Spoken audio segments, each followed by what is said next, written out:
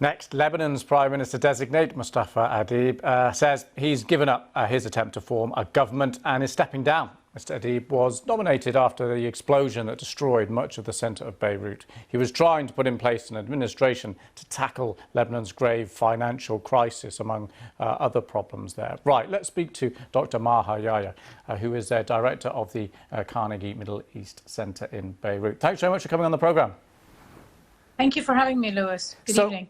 Yeah, no, great to have you on. So what's gone wrong here?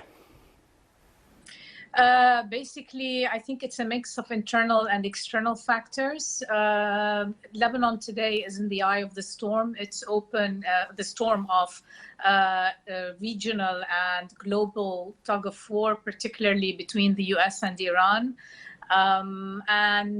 This is further complicated by the particularities of power sharing in Lebanon, which has made it makes it quite easy for the political parties to basically trump any other considerations. What's astonishing is that in the aftermath of an explosion and in the midst of an economic and financial crisis, the political leadership still thinks it can buy time and stonewall, waiting for a new president to be elected in the US and hoping that this will perhaps change the tide of things to come. Well, we saw demonstrations, people across the country desperate for politicians to get together, get their act together and try and move things forward. But the old institutionalized set pieces are just difficult to roll out the way, and it doesn't seem like progress is easy at all.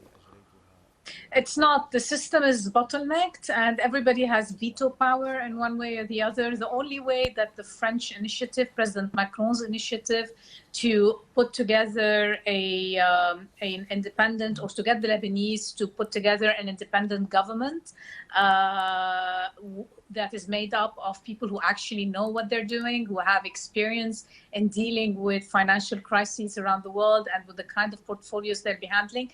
The only way this could have worked is if the Lebanese leadership, the heads of the different political parties, had agreed to let it work. And they had actually given their assurances to President Macron during the meeting, their meetings with him here at the French embassy, that they were indeed, they recognized the initiative, the importance of the initiative. They recognized the need to stabilize Lebanon through a government of independence that can put the country on a track of recovery, that can begin to negotiate with the IMF for an economic recovery plan that can channel. I mean, yeah. So without that support, without the support of the political parties, it's impossible for such a government to be formed or to be able to act. Right. What's very clear is given exactly what you've just said, I mean, I don't want you to put a percentage on it or anything, but how likely do you think we're going to see some proper progress in the near future? How optimistic are you?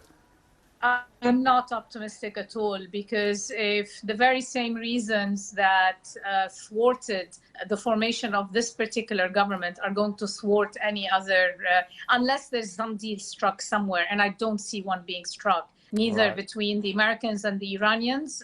They're playing a big role also in thwarting, they played a role in derailing this, nor internally within Lebanon. Yeah. Lebanon is open to all sorts of interferences right now, and this is partly because of the political leadership itself. They're all aligned with one group or the other. Okay. Thank you so much. A pretty complicated and desperate situation there, but thank you very much for talking us through it. We really appreciate it, Doctor. That's Dr. Maha Yahya.